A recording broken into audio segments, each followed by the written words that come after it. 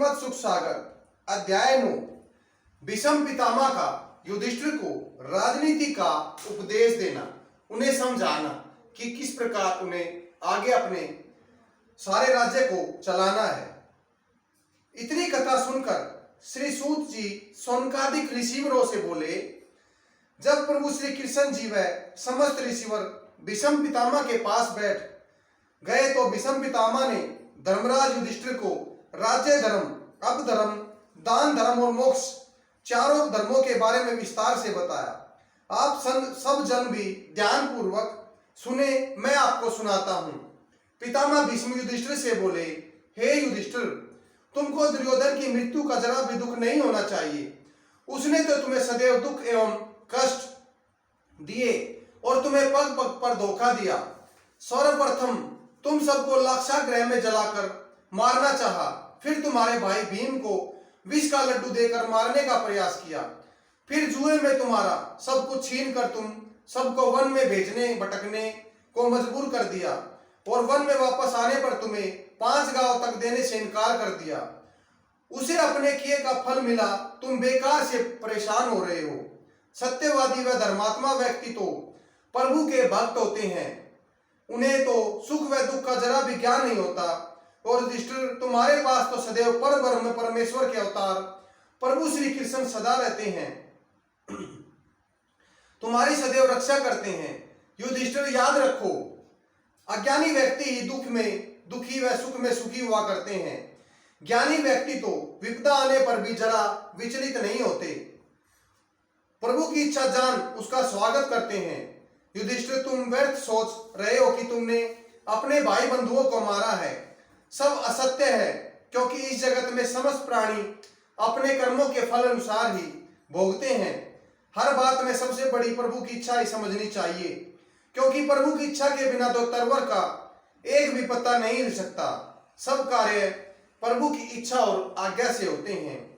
प्रभु इच्छा के बिना हिले न तरवर पात, उसे इच्छा ही से जग उपजत होर न सात। फिर पितामह भीष्म बोले, युधिष्ठिर, यह युद्ध भी प्रभु की इच्छा जानकर अपने मन से चिंता हटा दो। राज्य धर्मानुसार यज्ञ आदि करके प्रजा न्याय और नीति सहित पालन करो। यदि तुम इस कार्य को नहीं करोगे तो तुम पाप के भागीदार बनोगे, क्योंकि राजा का कर्तव्य होता है वो अपनी प्रजा का ख्याल रखे, अधर्मियों को दंड दे, क्योंकि यदि राजा अधर्मियों को दंड नहीं देगा तो उनके अत्याचार बढ़ते जाएंगे और वह राजा को भी नष्ट कर सकते हैं। क्योंकि जो व्यक्ति पाप करता है उसको देखने वाला भी पापी गुनहगार होता है जितना कि पाप करने वाला। अपने सामने पाप करने वाले को रोकना चाहिए। यदि वह अत्यधिक बलवान है तो उस व्यक्ति के पास की बजाय दूर से चले जाना चाहिए। पितामह भीष्म जब यह ज्ञान की बातें युधिष्ठिर को सुना रहे थे तो उनकी यह ज्ञान भरी बातें सुनकर द्रौपदी अर्जुन की ओर देखकर हल्के से मुस्कुरा पड़ी। द्रौपदी को यह सुनकर कौरवों ने जो उस पर अत्याचार किया था वह क्षण भर में याद आ गया। पितामह भीष्म भी समझ गए कि द्रौपदी किस बात पर दुखी है और वह उसकी तरफ देखकर बोले, पुत्री द्रौपदी, मैं तुम्हारे मन की पीड़ा को समझता हूं। जब तुम पर अत्याचार किए थे उस समय मैं वहां पर उपस्थित था, लेकिन पुत्री मैंने दुर्योधन को समझाया था, अत्याचार करने से नहीं रोका। धिक्कार है मुझ पर, लेकिन पुत्री यह बात ध्यान रखो, उस समय मुझे इन बातों का उतना ज्ञान नहीं था, क्योंकि इस वक्त मैं उस अधर्मी दुर्योधन का अन्न खाता था। इसलिए कहा गया है कि व्यक्ति जैसा खाए अन्न वैसा हो जाए, उसका मन भी वैसा हो जाता है। जो नर जैसा करत है अन्न और जलपान, वैसी उसकी होत है सच्ची करे जान। मैं अब आपको परमहंस नामक व्यक्ति की कथा सुनाता हूँ। काफी समय पहले की बात है। एक थे राजा शिवी। राजा शिवी के पास परमहंस रहते थे, जिनकी वह तन मन धन से सेवा करते थे। राजा शिवी के राज्य में एक ब्राह्मण भी रहता था। एक दिन उस ब्राह्मण ने अपनी पुत्री के आभूषण बनवाने के लिए नगर के एक स्वर्णकार का थोड़ा सा सोना दिया। उस चालाक चतुर सोनार ने पीतल के आभूषण बनाकर उस पर सोने का पतरा चढ़ाकर चुपचाप ब्राह्मण को दे दिया। ब्राह्मण को उस सुनार के धोखे का पता चला न पता चला उसने वह आभूषण अपनी पुत्री को दे दिए। ब्राह्मण की लड़की फिर ससुराल जाकर वह आभूषण खुशी खुशी अपने पति को दिखाई। उसके पति ने उन आभूषणों को अच्छी तरह परख कर देखा और वह जान गया कि पीतल के आभूषण पर सोने की परत चढ़ी है। उसे इस बात पर बहुत ही गुस्सा आया। उसने अपनी पत्नी को काफी भला बुरा कहा, घर से निकाल दिया। ब्राह्मण की लड़की ने घर आकर सारी बातें अपने पिता को बताई। उस सुनार की हेराफेरी से ब्राह्मण को अत्यधिक क्रोध आया और उसने राजा शिवी के दरबार में जाकर सुनार की शिकायत की। राजा शिवी ने ब्राह्मण की फरियाद पर उस सुनार को दरबार में बुलाया और उससे पूछा। अपना झूठ पकड़ा देखकर उसने सच कबूल लिया। सुनार के इस अपराध पर राजा ने उसे कारागार में डालकर उसकी सारी संपत्ति राजकोष में जमा करवा दी। एक दिन राजकोष में जमा सुनार के रुपयों से खाद्य सामग्री खरीदकर भोजन बनाकर महात्मा परमहंस को खिलाया गया।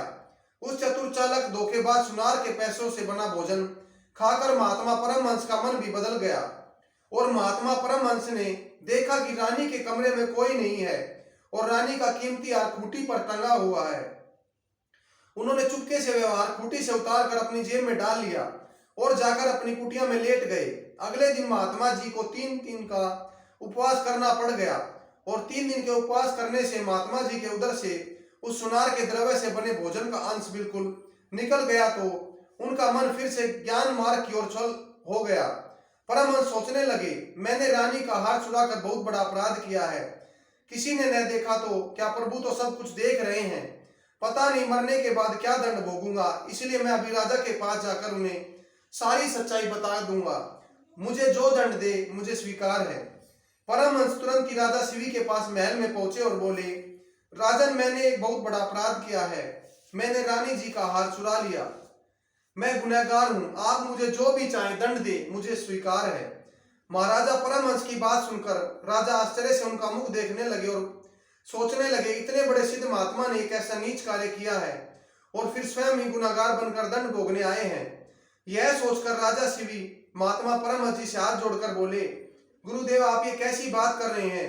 मुझे आप विस्तार से बताइए, क्या बात है? राजा शिवी की बात सुनकर महात्मा परमहंस ने अपनी आंखें बंद की और ध्यान लगाकर बोले, राजा, उस दिन हमने दूषित भोजन ग्रहण किया था जिससे हमारी बुद्धि भी दूषित हो गई और हमने पाप कर्म कर दिया।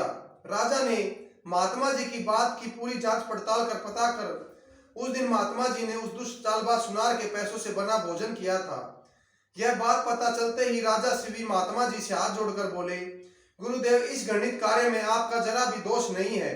यह सब घृणित कार्य उस दूषित भोजन के कारण हुआ था जिससे आप जैसे महात्मा की बुद्धि भी बदल दी। यह कहकर भीष्म पितामह बोले, हे द्रौपदी, जब एक बार दूषित भोजन करने से परमहंस जैसे महात्मा की बुद्धि बदल गई, मैं तो हर रोज उस अधर्मी दुर्योधन का भोजन ग्रहण करता था, इसलिए मेरी बुद्धि भी दूषित हो गई थी। मैंने 56 दिन से अन्न का एक दाना नहीं ग्रहण किया है, इसलिए मेरे शरीर से अधर्मी दुर्योधन के दूषित अन्न का अंश बिल्कुल निकल गया है और इसी कारण मुझ में फिर से ज्ञान आ गया है। जय श्री कृष्ण।